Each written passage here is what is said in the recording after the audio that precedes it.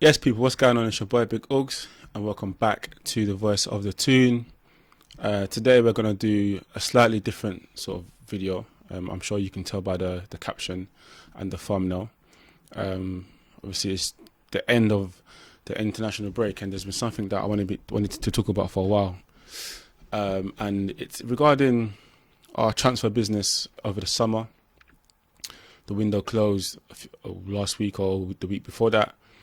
And so obviously, squad numbers have been given to the guys. So, I just wanted to talk to you guys about the team and the squad and what I think about how we performed in the window and how we fared going into the sort of this difficult season. We've seen at the start we've had already difficult games. Man City, Liverpool, Brighton, Aston Villa, all tough games. And out of those 4 games, we've lost 3. So there's room for improvement within the squad. There's definitely competition for places. So, the squad is going to get tested. So this video is just me talking about the window. Did we recruit well? Did we do what I feel like we should have done? Because going into the summer, I had an idea of how the club should recruit. So I'll get into all of that. But before we get into that, please make sure to press the subscribe button and comment on this video if you agree with what I'm talking about, if you have your own views on our transfer window, and make sure to like the video too. So yeah, man, let's get straight into it. So obviously we qualified for Champions League last season, and going into this window, everyone was talking about Newcastle, with the money they have now and the owners, they can get anyone they want. And I always knew that's not going to be the approach, only because of how the owners and the club have performed in previous windows. So by that I mean we've not gone out and bought, world class or big names, like massive names that everyone thought that was going to get. Still top players, still good recruitments and good signings, and shrewd signings, players who want to play for the club. But everyone thought, even myself, that maybe this is the time where it's going to change. And the reason I felt that was going to be the case is because Champions League football is not a guarantee. Yeah, so the squad we had last season, we're playing Champions League football this season, and Premier League football, I felt like we weren't going to get in that position again.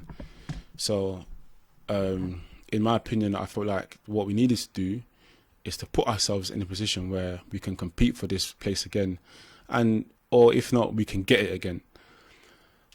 So in my head, I thought, you know what? We need to get like 4. This is what I said. We need to get 4 Brunos. And by that, I mean not 4 players in his position, but 4 players in at his level that can come straight into the first 11 and improve the first 11. Not just a squad, the first 11. So obviously squad depth was important, right? And we have obviously built our squad depth, but we've done it in a different way. So I first felt like we was going to build our squad depth by improving our first 11, and by getting 4 players like Bruno's level. So I wanted us to get a CDM, so a number 4, because that will help Bruno push forward. And we know that, and Bruno's come out and said it on TV himself, that he's not a natural number 4, and he wants to play higher up the field to score more goals and assist and just have more of an influence higher up the pitch. So the guy said that himself, and he said that Eddie Howe wants him to play in this position, so he's doing a job. So knowing that, I felt like we was going to go in for a natural number 4. There were options out there, but we've seen with that position that they're expensive, man. We've seen with Caicedo, we've seen with Fernandes from Chelsea, Enzo. So there's Declan Rice, for example. So that's there in itself. That's 3 players, 3 CDMs who's gone for over £100 million. So that in itself shows you the importance of having a natural number 4. So obviously I understand we weren't going to spend that much money on one player. Of course not. But I felt like we maybe would have gotten a natural one. Somebody who's born and bred to play in that position. And then I felt like we were going to get in a left back, because obviously Dan Burn, he's done a good job there. And I keep talking about Dan Burn, to be fair, in all of my videos. my match previews and etc. Because I feel like teams now single him out and they identify the weakness in him. Last season he done a fantastic job for us. You know, he was good for us in big moments, scored goals to get us into the League Cup final. But you know, I felt like he's one sprint away from. Well, I feel like now watching him, anyways, against the tricky right wingers. You know, there's a lot of top class right wingers in the Premier League. There's Saka, there's Salah. Sometimes Foden goes out there. Sometimes it's for Man City. Sometimes it's Bernardo Silva. So you know, there's a lot of top players in that position that can cause us problems. And Dan Burn's not the quickest. But I understand why we play him, because obviously when Trippier goes up forward, we now have a back three with Dan Burn, Botman and Shaw. So it makes sense. But going forward on the left-hand side, we don't have that threat. And, you know, teams do single him out. And I feel like watching him, like he's about to pull a hamstring because he's against such fast opposition. So I felt like we needed to get a natural left-back in that position to improve us going forward on that side. So number 4, a CDM. I wanted us to get a winger, which we have gotten a winger, but at the expense of us losing the winger. So I'll get onto that later in the video. But the winger that I wanted us to get was more on the right-hand side, not so on the left-hand side. More, or to be fair, it doesn't really matter what side it was, but just a winger that can come straight into the team and adds firepower straight away. You know, everyone's talking about Moussa Diaby from Leverkusen. Now he's at Aston Villa. You know, people talking about him. I wanted him. You know, I'd seen him play for France on 21s, and also at Leverkusen. And the guy has end products. You know, we've seen what he's doing at Aston Villa. You know, he's scoring goals, he's creating goals. You know, he's good in front of goal. And if we had him, we would, you know, some of the chances that we've created, he's probably the one to put them away. So that's that position. And then I said for the 4th position, it's a wild card. So wherever Eddie Howe sees fit. So it wasn't going to be a goalkeeper. It wasn't going to be a right back because that's Trippier's position.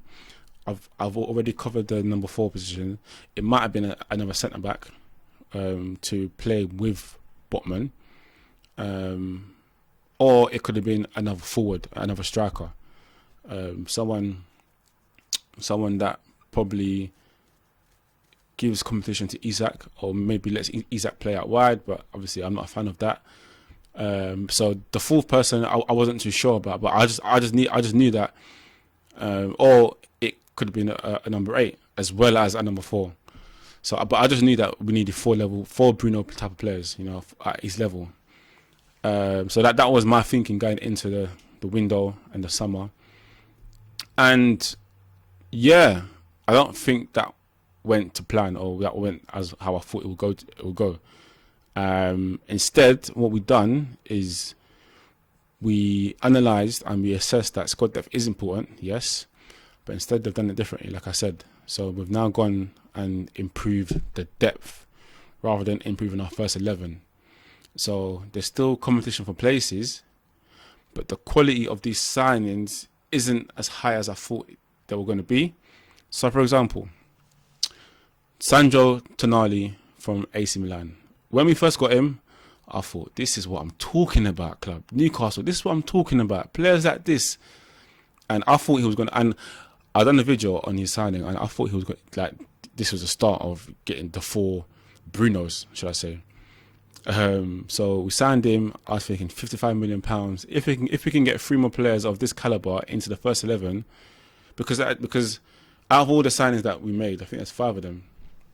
One's out on loan, and then obviously there's the other 4.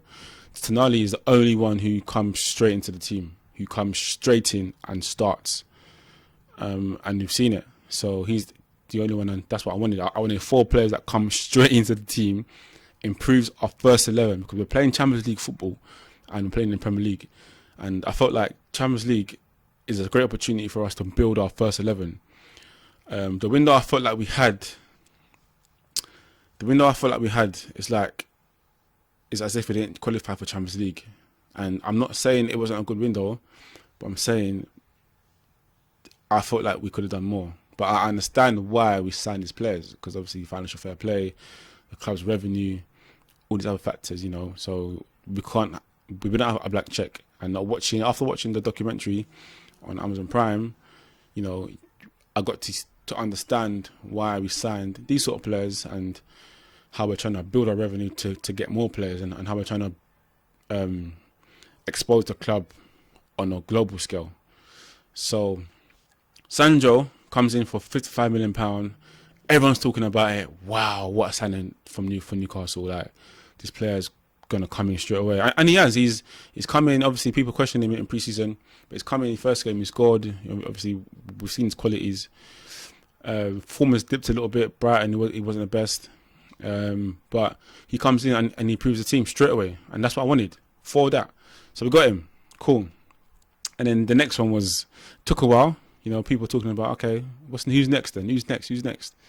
You know, like with the club, we don't really give away too much. So, and then I started seeing like St. Maximum like messaging on Instagram captions and some cryptic stuff and stuff. I'm thinking, what's going on there? Because we can't lose St. Maximum, surely not. Because obviously I'm not even basing it on what he's done for us in the past. I'm basing it on his quality and how good I think he is, and how he can be a handful, and how we can utilize his talent and his abilities playing in Champions League. So I would have felt like we would have got another person in to compete with him, and Eddie Howe would continue to work with him. But that wasn't the case. We had to sell him. The rationale was we sell St. Maximum to fund the move for Harvey Barnes. And there was a lot of comparisons. Who's better? Maximum. We saw Harvey Barnes has scored more goals last season than St. Maximum in his whole Premier League career.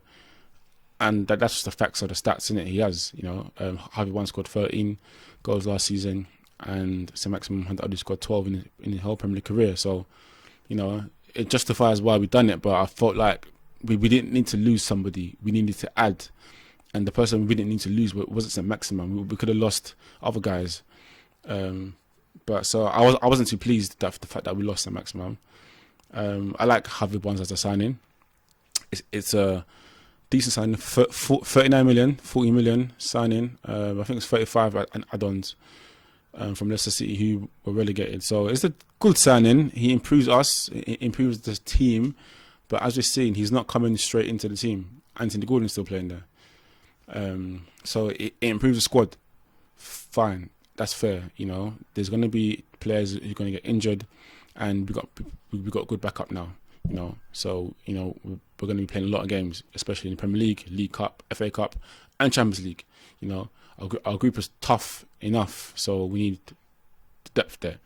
So Harvey Barnes come in. He had a good pre-season in the Salah Cup, and had a good first game against Villa. And I've called for him to start now, because obviously now we've brought him in. So, and Anthony Gordon played against. He started other games. He's got it at Liverpool, but you know I want to see a bit more Harvey Barnes now. But it's not to say drop Anthony Gordon. Maybe move him to the right hand side, take off Almiron, play Barnes on the left. You know, let's try that. Because I want to see these players come into the first 11 now. You know, because the first 11 from last season can only take us so far this season. So, you know, it's time to freshen it up in the first team too, the first 11 too. So Barnes, obviously, we signed him, happy days. And then, again, it went quiet for a bit. People thinking, is that it? Is the business done? And then we got Livramento from Southampton. Again, a young signing. This one was spoken about for a while. At first, I remember seeing 15 million and 12, then 35 million and 50 million from Southampton. But the clubs agreed a deal. It's around £32 million. And I don't know, because that's a lot of money. It's a lot of money. He's a good player. He's had his injuries last season. He's recovered from serious injuries as well. So, but again, he doesn't come straight into the team. He doesn't come straight into the team. I thought we signed him maybe to play on the left-hand side, or maybe to move Trippier out left, which I feel like I don't like that anyways. Trippier does that for England, and I'm not a fan of that. So I thought maybe we can move him left back and have Trippier right back. But again, he's come in and he's on a bench. So he again improves our squad depth, and that's what we needed to do. I said it last season that what we need to do is is improve our squad depth and improve competition for places. We've done that, just in a different way. So Tino comes in, 30 mil from Southampton, and then probably like very late on in the window, we get in Lewis Hall on a loan with obligation to buy. So obviously it just shows you now, like, the money's tight now, you know, like, because don't get twisted, our owners have money. These guys have, like, they have money, and PIF, they own 4 of the top clubs in Saudi, and they spent, I think, what's the stat? I think it was like a third of the spending in Saudi was spent by PIF. So there's money there to spend, but like they said in the documentary, like, we ain't got a blank check. Like, we can't just spend on whoever. Like, we've got to abide by financial fair play. You know, we've got to spend the revenue that the club earns. And I recall a scene in the documentary where Amanda Staveley talks about, you know, that the club's revenue was one of the lowest. Despite people talking about, Mac actually left the club in credit, and you know, we can spend 250 million every season. Like, people are talking from outside, you know. I want to hear from the club themselves, and they've told us, you know, this is the project, this is what we need to do, this is what we're gonna do. So, you know, they're building fan parks and different things across the club to improve the revenue. So Lewis Hall was on a loan, creative. I said before that we need to be creative, and, you know, either get somebody on a loan and with the obligation to buy, because I remember Arsenal done the same thing for Raya from Brentford, and I thought, you know, let's try to do that, but it only works if the other club agrees to that, you know, because certain teams want their money up front straight away. Chelsea have money, so they're not bothered if they get their 27 million next season. So Lewis Hall comes in on a loan.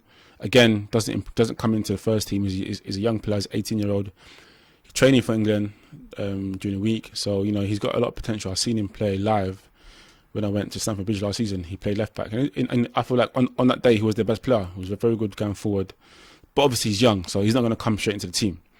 And then obviously, like I said, we loaned out. We bought Yakubu Minter, the Gambian international. I think he's gone into Feyenoord, I think, and he started off pretty well there. I'm seeing people talking about, bring him into our first team, bring him in, but obviously let him go out there and develop. So all in all, our transfer window for me was a decent one because we improved the squad depth. But like I said, I felt like we needed to improve our first 11. You know, we needed like 4 players at Bruno's quality to come in to improve our first 11, to help us maintain our top 4 position this season.